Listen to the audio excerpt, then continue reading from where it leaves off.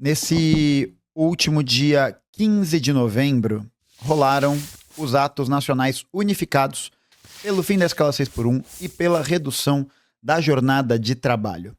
E esse ato aconteceu em muitas cidades de todo o Brasil e mobilizou setores bastante consideráveis da classe trabalhadora. E acho que muita gente que estava lá no ato pôde perceber algumas mudanças assim de ânimo, de cenário que existiram, né? E eu queria comentar um pouco mais a respeito sobre o que eu achei do ato, né?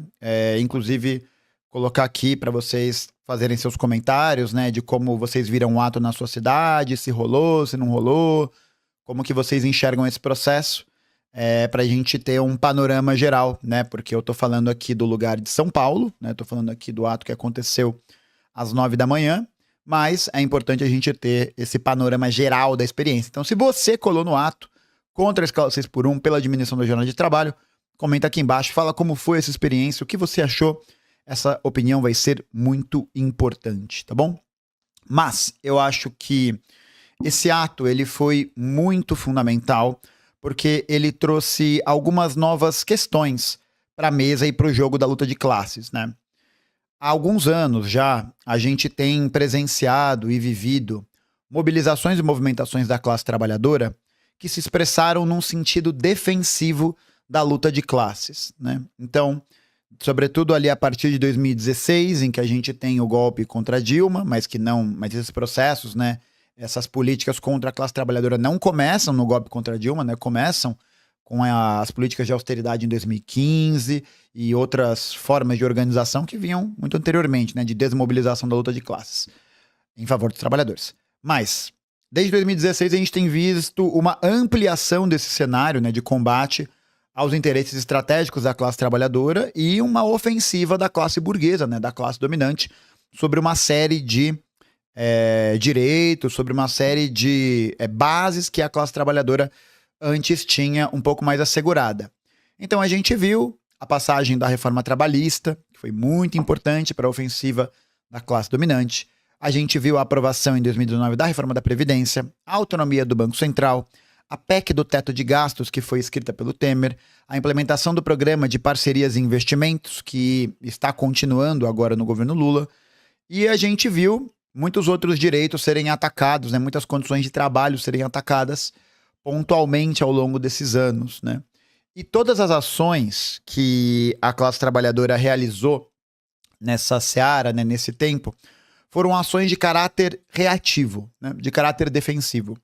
Então acho que, sobretudo a partir de 2018, o mote central que a gente viu ser desenvolvido no plano da política em geral foi um mote de resistência, né? Um mote que visou dar à classe trabalhadora um lugar de resistir a esse avanço do fascismo, a esse avanço dessas políticas que atacam a classe trabalhadora não só no sentido econômico, né? A gente viu esses ataques serem realizados com relação à necessidade do aprofundamento, né, da desvalorização da força de trabalho, do aprofundamento da exploração capitalista, mas a gente viu também o aprofundamento de discursos da ordem conservadora, né? Então, a gente viu aqui, por exemplo, o PL 1904, PL que teve toda aquela polêmica em torno da questão do aborto, e isso foi, mais uma vez, um ataque aos direitos reprodutivos, etc.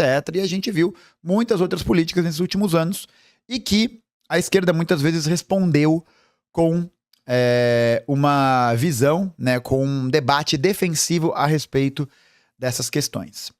Eu quero levantar aqui, na verdade, então, uma diferenciação que eu vi nesses atos em relação a esses movimentos, que é o fato de que essa manifestação ela teve uma orientação muito mais propositiva e muito mais ofensiva do que as manifestações, boa parte delas, nos últimos anos. E esse é um dado importante, porque quando a gente olha para essa organização e essa articulação em torno de uma pauta que produz um significado político para a classe trabalhadora bastante considerável, que é o caso do fim da escala 6 por 1, isso acaba levando a classe trabalhadora a uma nova movimentação de ânimo. Porque o que acontece se você fica lá, né, segurando a mão um do outro, você tá lá apanhando, tá lá, apanhando e falando, não vamos perder direitos. Isso é, muitas vezes, cansativo. E é cansativo por quê? Porque nessa resistência, que é absolutamente fundamental, a gente viu que muitas vezes não houve uma contraproposta, não houve uma nova movimentação que pudesse dar um sentido ofensivo para essas lutas que se desenvolveram nesse último período. Então, eu quero trazer aqui também uma outra exceção, que eu acho que é bastante simbólica, que foram os atos que aconteceram em 2021. Em 2021, a gente estava vendo ali a acentuação da pandemia, né? Em abril de 2021, chegaram a morrer 4 mil pessoas por dia de Covid aqui no Brasil. E aí houve toda aquela lenga-lenga, né? Todo aquele negacionismo, toda aquela política assassina do governo Bolsonaro e que ceifou milhares de vidas porque não se interessava em comprar vacina, né? Porque não fez uma movimentação nesse sentido. E aí, em 2021, lá para maio, para junho, mais ou menos, houve um novo ciclo de manifestações que exigiam vacina no braço e comida no prato, que eram as palavras de ordem para garantir a vacinação da população e para garantir também o aprofundamento das políticas de assistência e das políticas de auxílio que o governo Bolsonaro concedeu mediante a aprovação do Congresso, né, já que o governo Bolsonaro queria dar R$200, lembra disso, tá? O governo Bolsonaro queria dar R$200 e o Congresso Nacional, esse lugar progressista, né, esse lugar revolucionário, optou por dar 600, né? Então, houve uma política deliberada por parte do governo Bolsonaro naquela época de simplesmente largar as pessoas e falar foda-se, né? E foi nesse momento, nessa manifestação, em que a gente viu a popularidade do governo Bolsonaro alcançar a sua mínima nesses últimos anos. Então, deixa eu pegar aqui e mostrar pra vocês. Pô, além de ser um bostaço feioso pra caralho. Olha aqui, essa matéria de 2021.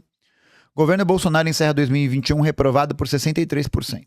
Olha só, você tem aqui 2021, né, no gráfico que está aparecendo. Então, existe uma reprovação bastante grande, né, no processo aqui em junho de 2020. E a gente pode perceber que existe um certo equilíbrio, né, ali no final de 2021. E essa impopularidade começa a crescer de maneira bastante acentuada no período da pandemia. E aqui, mais ou menos na metade desse gráfico, né, junho deve estar mais ou menos para cá, a gente pode perceber que foi um momento em que teve um novo pico de impopularidade do governo. E justamente porque nesses atos, nessas manifestações, ficou muito evidente o quanto estava articulada a política do governo Bolsonaro em não prover e não garantir a segurança das pessoas, ao não garantir a vacina e não garantir as políticas de assistência. Olha só que interessante. A alta na rejeição do governo contraria a tendência histórica de alta na avaliação de governos e governantes perto do ano novo. Em 2020, o governo Bolsonaro terminou em alta. O ano de 2021 foi exceção. Olha como a gente pode observar que aqui em 2021, em março, que é o momento ali que a pandemia está pegando muito, você tem uma queda mais acentuada da popularidade, mas aí você tem um retorno. E aí você tem uma nova queda, né? Uma queda que, inclusive, é maior do que esse momento em março, que é lá para aqui mais ou menos maio, junho, que é justamente o momento em que ocorrem esses atos, né? Então isso aqui é muito importante para a gente conseguir perceber uma coisa, que por mais que houvesse um processo todo de indignação moral com o governo, foi uma proposta, foi uma ação propositiva que permitiu que a legitimidade do governo Bolsonaro pudesse ser questionada, pudesse ser colocada em xeque de maneira mais assertiva e de maneira mais aguda, tá? Então isso aqui é muito importante, porque mostra que foi nesse processo de mobilização que houve, de fato, uma nova movimentação na luta de classes e que vai levar ao processo de aceleração da compra das vacinas. Então, acho que isso é muito importante para a gente poder analisar o quanto essa característica propositiva ela tem um poder que se expressa de diferentes maneiras, né? Ela tem, primeiro, um poder que expressa uma contradição cada vez mais gritante e latente que não pode ser ignorada, né? Então, não tinha como você ignorar o fato de que as pessoas estavam morrendo de fome e morrendo de Covid. Assim como não existe a possibilidade de você ignorar o fato de que a escala 6x1 é uma escala que afeta um contingente gigantesco da classe trabalhadora. É uma pauta, é uma percepção da realidade que vai acabar produzindo nas pessoas um sentido de experiência coletiva. Então, acho que o processo de luta contra o aumento da jornada de trabalho, contra a escala 6x1, ela é muito chamativa também, porque ela vai acabar mostrando uma realidade que as pessoas sentem, que as pessoas vivem cada vez mais e que elas não querem mais viver. E que elas olham e falam, pô, isso é verdade, né? Há uma extensão da jornada de trabalho que me impede de passar tempo com a minha família, que impede que eu me divirta, impede que eu possa fazer muitas coisas, né? Então, eu acho que, nesse ponto, os atos foram absolutamente mobilizadores e fundamentais. Acho que fazia muito tempo que a gente não via uma ação com tamanho engajamento, né? Tamanho engajamento. Acho que, talvez... Olha, arrisco dizer que desde o SUS, da mobilização pelo SUS, lá em 88, a gente não tem uma pauta propositiva da classe tão grande quanto essa. Não tenha. Porque as campanhas que a gente viu ao longo dos últimos 30, 40 anos foram campanhas que majoritariamente se articularam em torno de movimentações defensivas, né? Então, contra a privatização, contra o corte de gastos, contra a reforma trabalhista, contra a reforma da Previdência, etc, etc, etc, etc.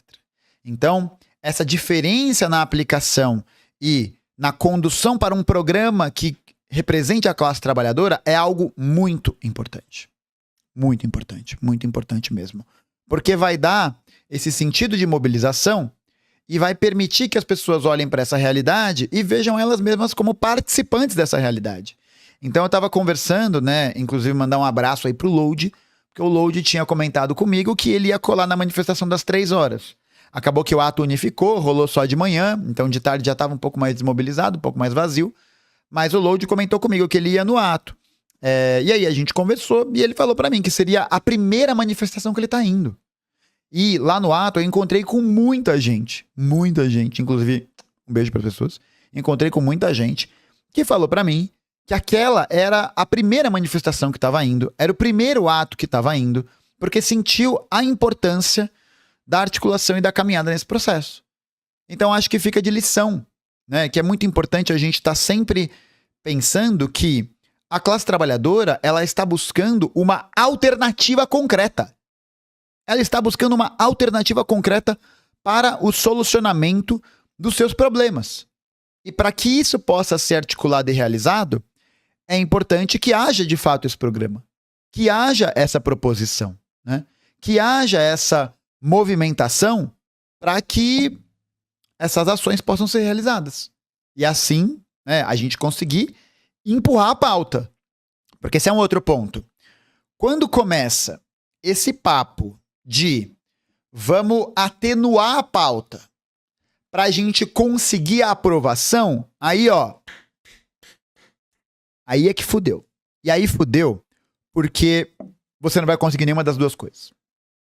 A realidade é essa, né? A gente tem visto que ao longo dos últimos anos, toda vez que entra alguma pauta, alguma questão sobre conquista de direitos, alguma coisa assim, vem esse papo de vamos diminuir, abaixar nossa bolinha, porque a gente garante a aprovação, né? Conseguimos aprovação até agora do quê? De quase nada, né? De quase nada. Então, é importante que essa pauta seja colocada da maneira como ela é colocada, que é o fim da escala 6x1, com o texto, a partir do texto da PEC, como pauta inicial. Então, acho que a PEC da Erika Hilton, ela é uma PEC que se constitui nesse movimento inicial e propositivo da luta. Mas o que a gente tem que defender é também a redução da jornada para 30 horas semanais, sem redução salarial. E por que eu digo isso, né? E até para fazer um diálogo, um debate com o Rick, porque ele postou um vídeo no Twitter, né, fazendo um comentário, se dirigindo a partidos, sindicatos, pessoas, tal, de que a pauta central que está sendo articulada em torno dessas movimentações é o fim da escala 6x1, via aprovação congressual. E só.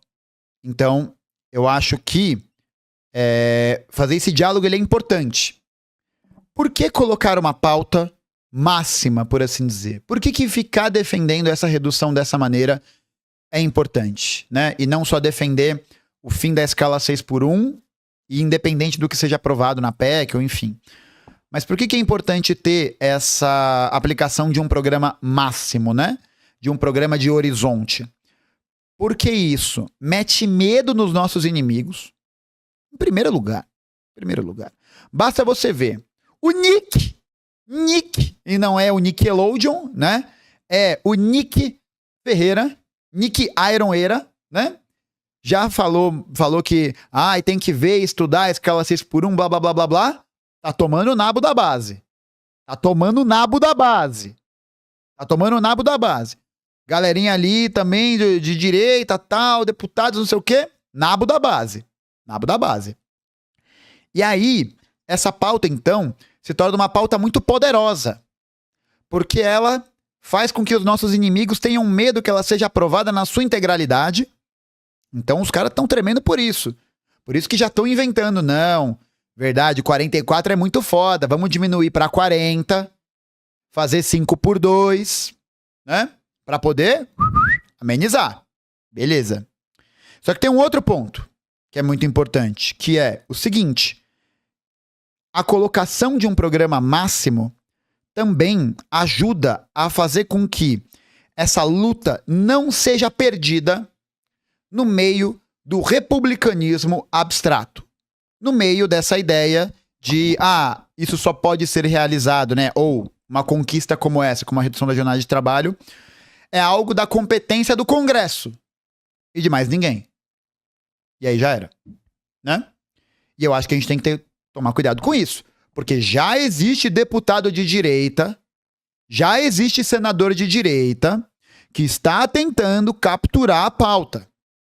Capturar a pauta, dizer que não é nem de esquerda nem de direita. É sobre a humanidade.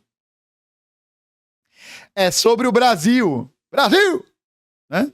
Não, gente, sinto muito. Essa pauta não é uma pauta que não é nem de direita nem de esquerda, muito pelo contrário, pra cima! Não. Ela é uma pauta organizada da classe trabalhadora. Ponto. Ponto por quê?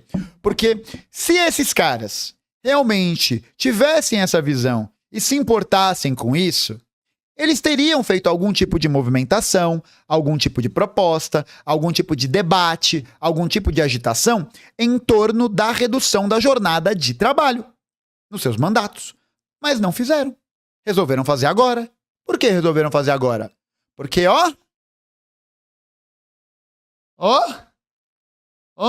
tô de olho em 2026. Eu quero meu carguinho, não posso perder minha base, né? Porque os caras tá de olho. O piolho tá de olho, né? Tá aqui, Não passa nem Wi-Fi. Passa nem Wi-Fi aqui, de tão, mano, hermeticamente fechado que se encontra o Butico, sabe? Então, assim, é importante ver que essa luta, ela precisa se expressar para além da extensão do parlamento, né? Para além da extensão congressual.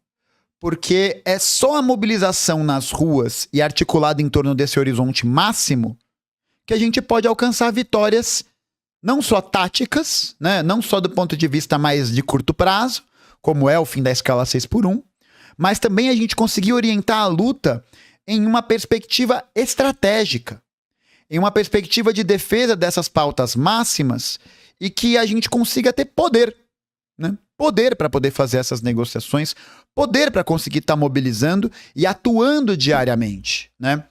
Inclusive, acho que é esse o diálogo que eu quero fazer com o Rick, né? Porque quando ele coloca que a pauta principal é a pauta da 6x1 e só, eu acho que isso precisa ser reavaliado com algum cuidado. Por quê? Porque A PEC, ela é um instrumento para a mobilização da classe. Ela não é um fim em si mesma. A PEC não pode ser o objetivo final, né? Porque senão você, primeiro, deposita no Congresso, né? E eu acho que assim, depositar no Congresso todas as mudanças e articulações que a gente pode fazer, né? Que a gente tem alcance para fazer, é um erro. É um erro.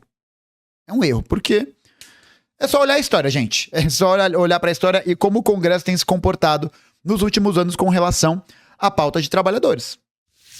Simples e objetivamente. Certo? Simples e objetivamente. É um erro nesse sentido porque dá essa legitimidade, porque dá esse lugar de importância para o Congresso e que pode desarticular as lutas populares e você gera confusão. Eu acho que você gera confusão na classe. Porque o que vai ser do dia seguinte, né? Qual que é o debate? Fim da escala 6x1. Redução da jornada de trabalho. Certo? E conseguir dar esse sentido estratégico é muito importante. É muito importante. Porque ele consegue unificar a luta da classe não só em torno de uma pauta específica, mas em torno de um programa político. De um programa total. De um programa que possa conferir um pensamento e uma hegemonia proletária para a mobilização da classe trabalhadora. Tá? É isso que a gente precisa fazer e precisa articular. Por isso que é claro que a gente tem que entender, né, os limites que existem da PEC e antes que alguém comente, né, porque sempre aparecem umas coisas assim, fazer política revolucionária, você acha que dá para fazer política revolucionária? Não, a questão é essa, a PEC ela é um instrumento, ela é uma ferramenta, ela não é o saldo final, ou pelo menos eu acho que ela não pode ser o saldo final.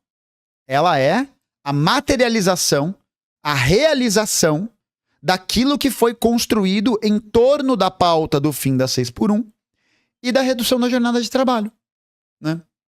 Agora, nesse momento, nessa virada histórica, principalmente pela articulação que foi feita pelo movimento VAT, nesse último período, em associação com outras organizações, em associação com outras figuras, né? Pô, eu fiz um vídeo sobre o fim da escala 6x1, há uma cota que tem uma capinha escrito não é reformismo. Há muito tempo, né?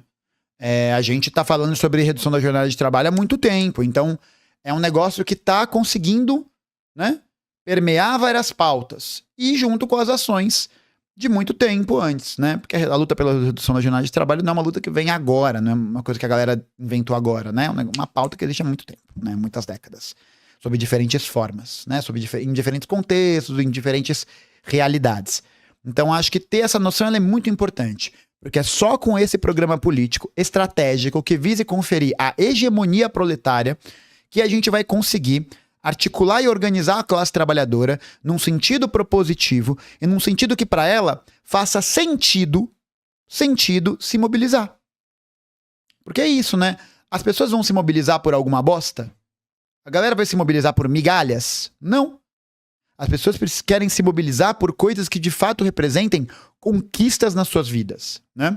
Que representem conquistas para que elas trabalhem menos, para que elas possam viver melhor. E que são conquistas atreladas às questões econômicas, como é, por exemplo, o fim da escala 6x1, mas que também dizem respeito à forma política, que é a luta de classes no âmbito geral. Então, com o fim da escala 6x1 vindo aí, por exemplo, isso é uma vitória do ponto de vista econômico, porque vai se expressar na maneira de como a produção está articulada, de como ela está realizada e tal. Assim como isso pode representar também uma vitória do ponto de vista político. Por quê? Porque dá uma nova tração para a luta de classes. Uma nova movimentação e que se constitui como vitória para a classe no geral. Por quê? Porque se você tem, por exemplo, a aprovação do fim da escala 6x1 e da escala 4x3 com 36 horas semanais, e o texto da PEC aprovado na integralidade, o que você faz? Para que o capitalista tenha o mesmo montante de lucro que ele tinha quando existia a escala 6x1, ele vai precisar aumentar a produtividade. Então, e ele vai precisar aumentar a produtividade como? agora que ele não tem mais acesso à mão de obra barata e abundante, né? Como é o caso de uma economia como a economia brasileira, em que essa questão se aprofunda ainda mais pela situação de capitalismo dependente que a gente vive, ele agora será obrigado a elevar as condições dos meios de produção, né? Ele vai ser obrigado a aumentar a produtividade a partir do emprego de tecnologia, de maquinário, blá, blá, blá, blá, blá, blá, blá, blá, porque ele não vai mais ter acesso a essa grande massa de desempregados. Então, assim, ele pode lucrar menos. Mas o capitalista quer lucrar menos? Não, né? A gente sabe que não.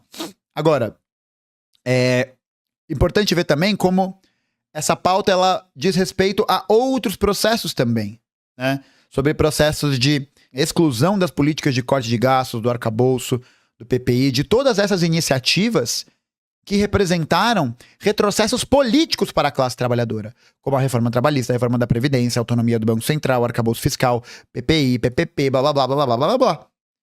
Então, acho que os atos foram fundamentais nesse sentido de dar um novo ânimo, uma nova mobilização e de também permitir com que a gente possa refletir a respeito daquilo que vai ser mobilizador para a classe trabalhadora. Porque eu acho que essa questão do trabalho é uma questão, assim, barril de pólvora. Eu acho que é um tema muito candente. Acho que é um tema que tem muito potencial, porque a gente está vivendo, e com isso se assentou na pandemia, uma realidade que as pessoas não param de trabalhar. As pessoas não param de trabalhar. Ou de pensar sobre trabalho, ou de ter suas relações, que são fora do ambiente profissional, marcadas pela lógica do trabalho, da produtividade, né? Do aproveitamento como se fosse um capital, de valorização, tá ligado? Então acho que é um negócio que pega muito. E é importante que a gente dê esse sentido estratégico, para que essa pauta possa continuar ganhando corações e mentes, para que isso possa também continuar se articulando como um combustível para a classe trabalhadora. Porque o que eu percebi nos atos era uma vibe diferente, uma energia diferente, uma energia gostosa no ar, uma energia em que a galera tava ali animada, vendo que é possível fazer algo, é possível se articular em torno de alguma coisa que seja uma vitória e não a amenização da derrota. E acho que assim, teve muita gente também que falou, né, esperava ver mais gente, esperava mais não sei o quê, esperava mais não sei o quê, esperava mais não sei o quê. E eu quero muito fraternalmente, muito coração aberto, dar um recado, que é o seguinte: não tem como a gente esperar um resultado diferente se a gente não participa do processo da condução e da elaboração de um resultado diferente. Então, esperava mais gente. Beleza. Vamos fazer com que venha mais gente. Acho que a gente precisa sair da posição de esperar as melhores condições, né? Esperar o melhor momento para aí avançar, para aí atacar, né? Simplesmente as condições ideais. Então, quando for muita gente, aí eu vou. Percebe o paradoxo disso? Se a gente esperar que muita gente vá, a gente se retira desse lugar de responsabilidade. A gente se retira desse lugar de entender que só vai ter mais gente se a gente trabalhar para que haja mais gente. E isso significa ter que ir. Independente de quantas pessoas tenham. Independente, né? De acordo com a possibilidade, né? Aquilo que vocês já sabem, de acordo com a possibilidade concreta, etc, etc, etc. Mas é muito melhor do que ficar na internet falando, os atos floparam, eu achei muito decepcionante, eu achei não sei o que lá, não sei o que lá. Mano, perfeito, você tem todo o direito de achar isso. Todo o direito de achar que não foi bom, que podia ter sido melhor. Todo o direito. Todo o direito. Na moral, todo o direito. Dito isso, vá e faça. Construa. Porque nesse momento, A gente vai precisar dessa mobilização. E ela, por futuro, vai ser chave para nossa organização. Pode anotar o que eu tô falando. Pode anotar. Isso ainda vai fazer muito barulho. Dar um sentido estratégico para essa luta, colocando essa pauta máxima e entender que a política para a classe trabalhadora se fará pelos instrumentos da classe trabalhadora. Seus instrumentos organizativos, seus instrumentos agitativos, seus instrumentos de articulação, seus instrumentos partidários, os seus instrumentos de avanço. E esses instrumentos estão presentes na nossa organização independente e autônoma. A gente faz a luta no Congresso, faz a agitação no Congresso, faz a denúncia no Congresso e usa as PECs, as leis, as propostas como meios para os nossos fins e não como fins em si mesmos. Porque se a gente depositar a fé no Congresso, nessas organizações e nessas instituições, como elas mobilizadoras da luta de classe em nosso favor, aí a gente vai ser derrotado. Bom, mesmo porque, né, se dependesse do Congresso Nacional em toda a sua história, né, nunca teria havido a redução da jornada de trabalho. Nunca teríamos 13º, nunca teríamos férias, etc. A luta de classe se faz presente, assim como foi no dia 15 de novembro. Vamos nessa.